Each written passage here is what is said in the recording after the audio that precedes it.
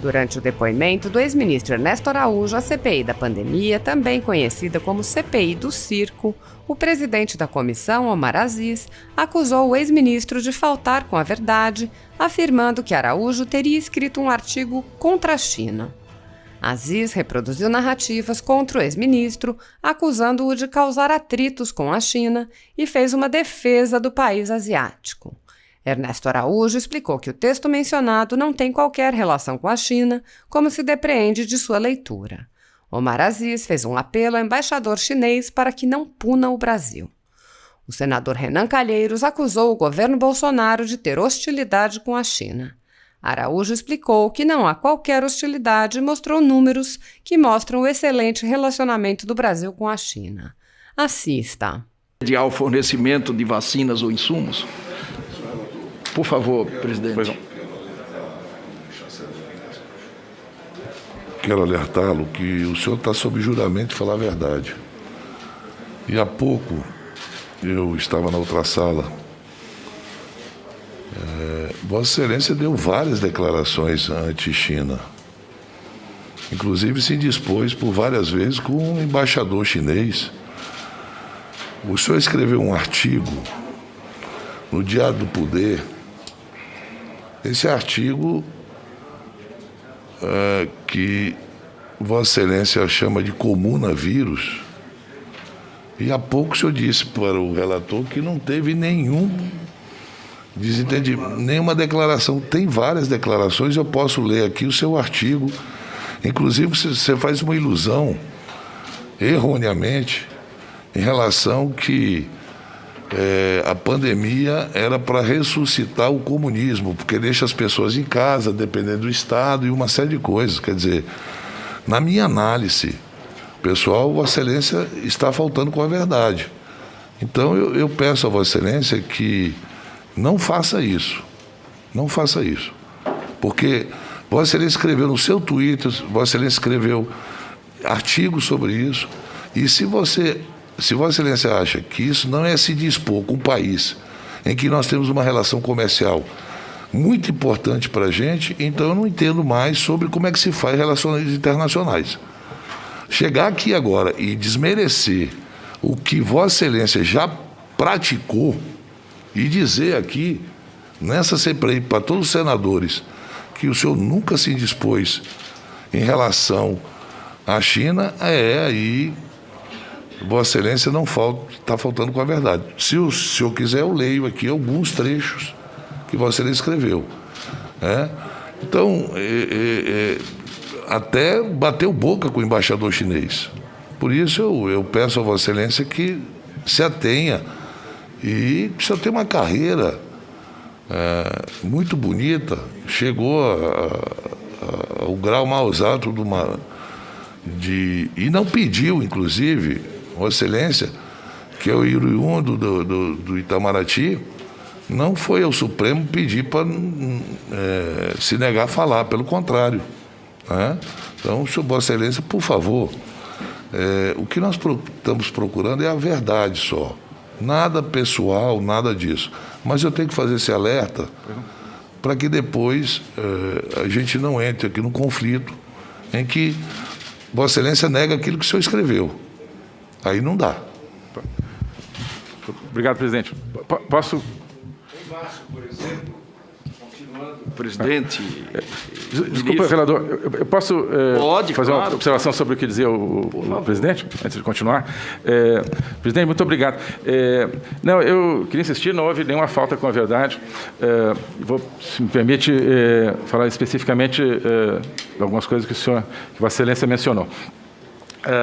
O artigo que eu escrevi, se não me engano, em abril de 2020, quando eu uso o título comunavírus, e a leitura do artigo deixa isso claro, é uma referência não ao coronavírus, mas aquilo que um autor marxista, Slavoj Zizek, cujo texto eu analiso no meu artigo, qualificou como um vírus ideológico.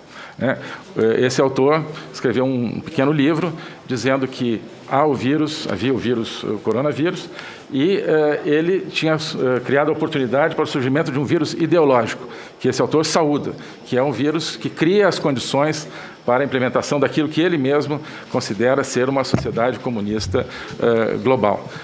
Então, eu, enfim, usei esse termo, jocoso, enfim, esse termo... O senhor não acha que chamar o comunavírus não é uma coisa que indispõe a relação amigável que nós sempre tivemos comercial com a China? Se o senhor não acha isso, eu não sei o que mais achar. É isso que eu estou lhe chamando a atenção. É porque há vários posicionamentos, inclusive, até de estranhar. Um chanceler, né, ministro das Relações Exteriores, escreveu um artigo contra o país que nós temos uma relação comercial superavitária que ajuda muito no superávit primário do Brasil, coisa que nós não temos com os Estados Unidos, e Vossa Excelência sabe disso. Né? E nem com outros países que vocês fazem questão de enaltecer. Com aqueles que nós temos relações comerciais superavitárias, e aí nós estamos falando de uma economia, né? E isso nós estamos falando da China, países árabes, de modo geral. O agronegócio depende muito da venda para esses países. Né? Nós vendemos commodities para a China à torta e à direita. Então, aqui como senador, eu estou hoje presidente da CPI, mas o meu mandato não é baseado numa CPI da Covid. Meu mandato é baseado em relação ao Brasil e principalmente ao meu estado. Para você ter uma ideia, você sabe quantas empresas chinesas tem no estado do Amazonas, Zona Franca de Manaus? Então, veja bem, tecnologia hoje, os próprios americanos, eles produzem produtos inventados nos Estados Unidos e na China hoje. Então, os Estados Unidos, eles têm poder muito maior do que o Brasil e faz um contraponto com a China, mas o nosso contraponto com a China não é muito saudável para a nossa economia. Por isso que eu estou dizendo para Vossa Excelência se ater nas suas respostas e falar a verdade. É isso que eu estou lhe pedindo, o chanceler. Perfeito. Se eu posso novamente responder, presidente. Não, eu acho que esclarecer isso é extremamente importante. Voltando ao tema do artigo, o artigo não é absolutamente contra a China. A leitura do artigo deixa claro... A leitura do artigo deixa isso claro.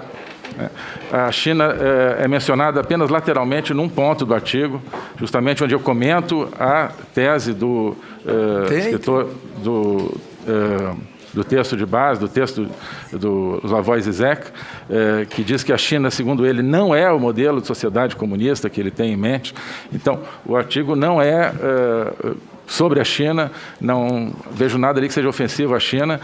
O comunavírus, o artigo deixa claro, não é uma designação ofensiva ao coronavírus, é uma designação àquilo que o autor comentado chama de vírus ideológico. Não faz isso, ministro, por favor.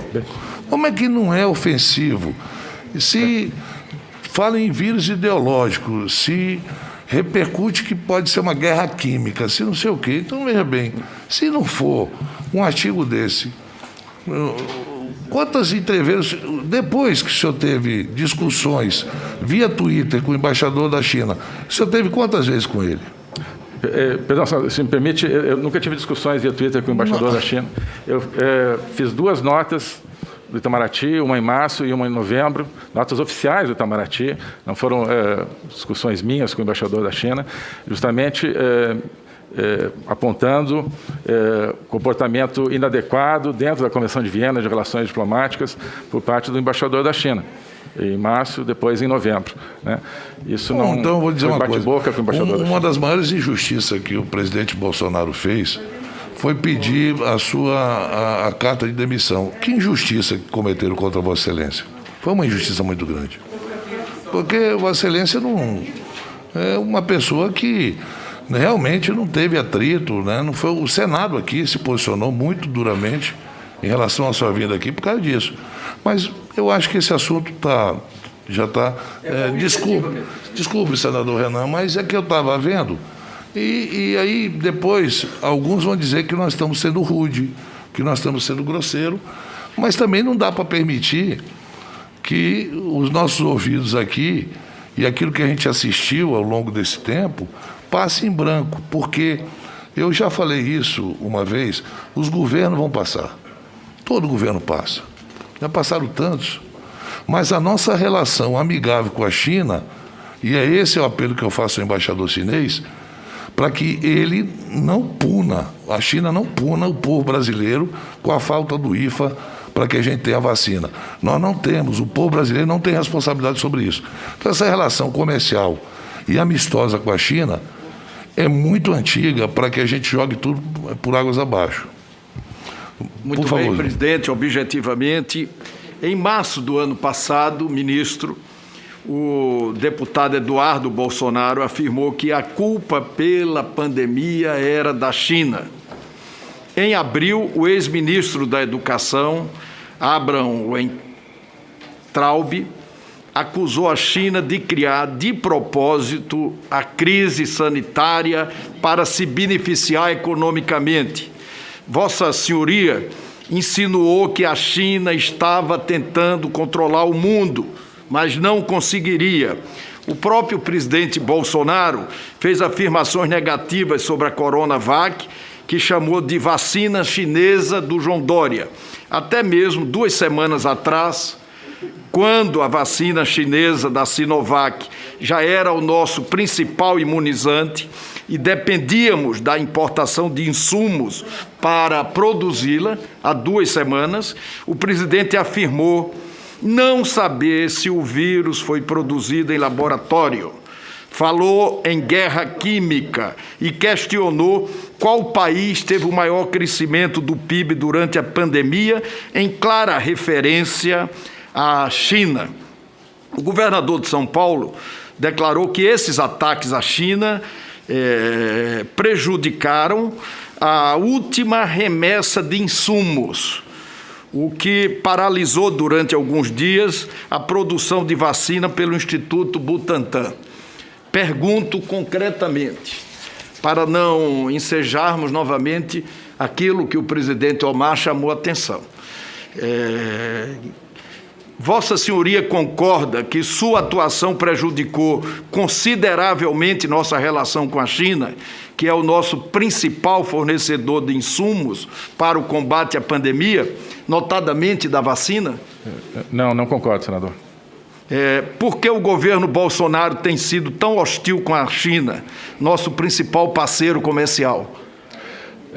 Senador, se me permite, eu não vejo nos exemplos que o senhor mencionou hostilidade em relação à China, certamente não de minha parte, que eu posso, sobretudo, avaliar, obviamente, e acho que isso se reflete em dois dados muito concretos.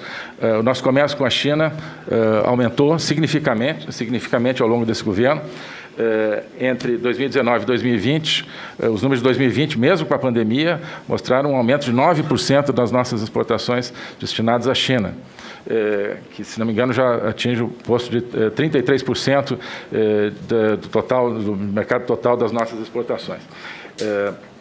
E, pelos dados que eu consultei, dos 4 primeiros meses de 2021, dos quais 3 transcorreram na minha gestão no Itamaraty, houve um aumento ainda mais significativo das vendas brasileiras para a China. Vossa Senhoria está dizendo que esse avanço nas relações comerciais se deve à política que o presidente fazia e à política que Vossa Senhoria fazia também à frente do Ministério?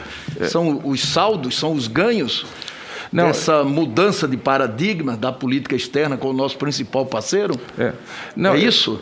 Não é essa relação direta, mas o que eu digo é que não se pode ver no comércio nenhum indício de uma piora da relação. Claro que o comércio não é necessariamente o único indício da qualidade de uma relação bilateral, mas é um dos indícios. Então, e normalmente se fala do possível prejuízo que essa alegada hostilidade em relação à China causaria nos nossos interesses comerciais.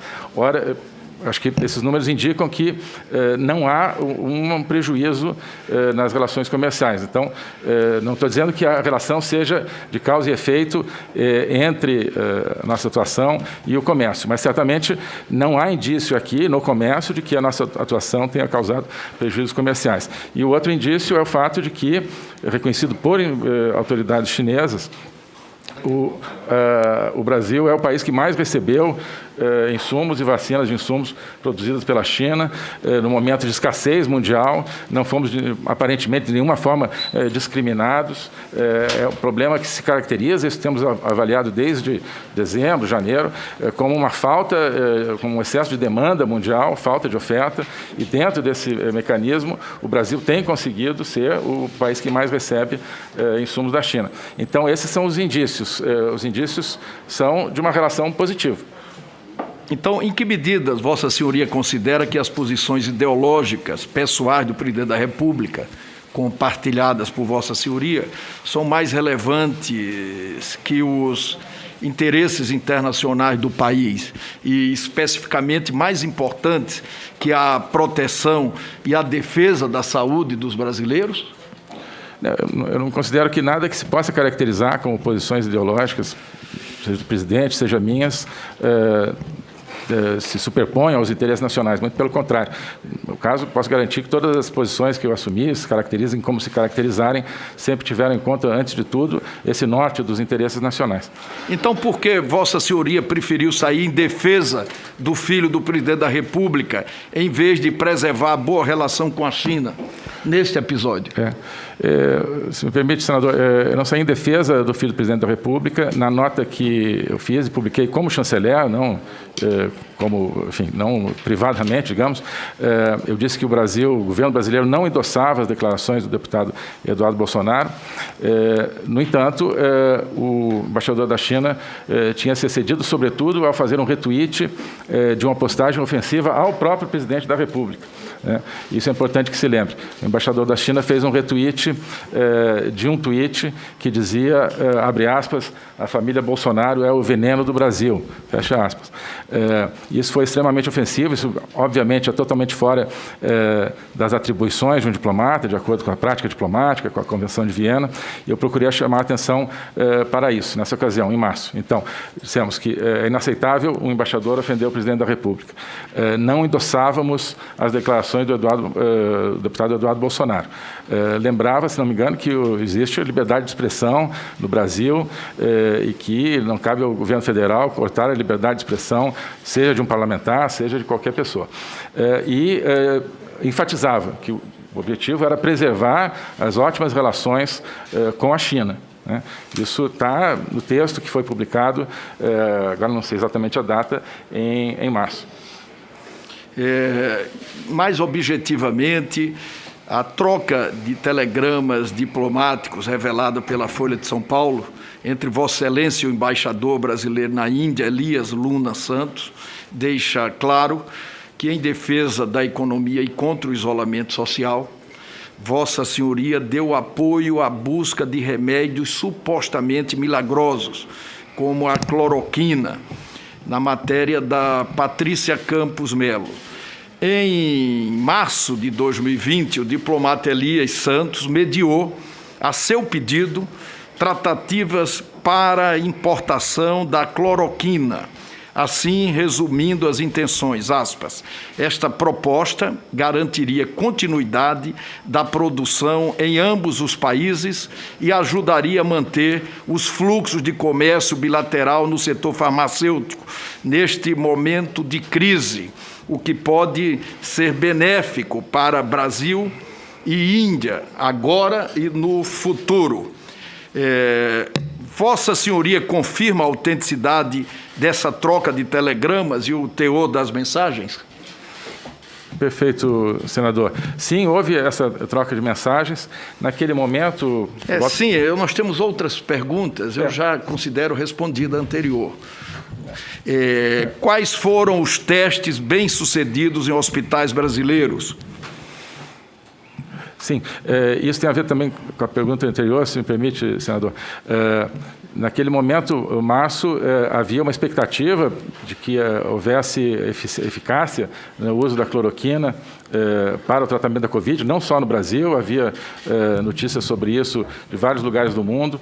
Houve uma grande corrida aos insumos para a hidroxicloroquina e baixou precipitadamente o estoque de cloroquina, fomos informados por isso pelo Ministério da Saúde no Brasil. E, em função de um pedido do Ministério da Saúde, foi que nós procuramos ajudar a viabilizar uma importação importação de insumos para farmacêuticas brasileiras produzirem hidroxicloroquina, que já estava contratado, mas a Índia, justamente como havia uma procura mundial, não se sabia se a cloroquina teria uma procura ainda maior, havia bloqueado exportações. Lembrando que, e isso ficou claro, inclusive, nas comunicações, eu acho, a hidroxicloroquina é necessária, é um remédio usado para doenças crônicas e outras doenças no Brasil, é um remédio muito importante que tenha seu estoque preservado no sistema de saúde, e esse estoque havia baixado. Então, isso independe dos testes que pudessem ser realizados com a hidroxicloroquina para o tratamento da Covid.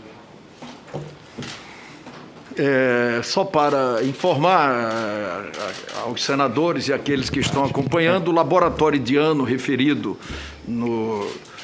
na premissa se chama IPCA, e o importador seria a empresa brasileira Apsen, de propriedade do empresário bolsonarista Renato Spalletti.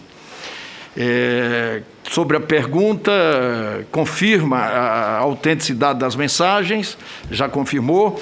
Quais foram os testes bem-sucedidos em hospitais brasileiros? É a pergunta seguinte. Perfeito.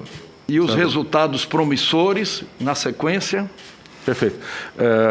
Bem, em relação a testes de hospitais brasileiros, o que eu tenho conhecimento, e foi, enfim, como foi noticiado na época, e não algo que foi comunicado a mim oficialmente, testes no Hospital Prevent Senior em São Paulo, mas, enfim, na minha atribuição eu não tenho como... Na minha atribuição, eu nunca recebi uma relação de testes realizados e, como eu disse, essa atuação para liberar a exportação de uma determinada partida de hidroxicloroquina da Índia foi a pedido do Ministério da Saúde e devidamente justificado. Qual foi a data dessas mensagens? A data das mensagens? Não tenho presente, senador. O relator tem? Eu tenho e mandarei para Vossa Excelência.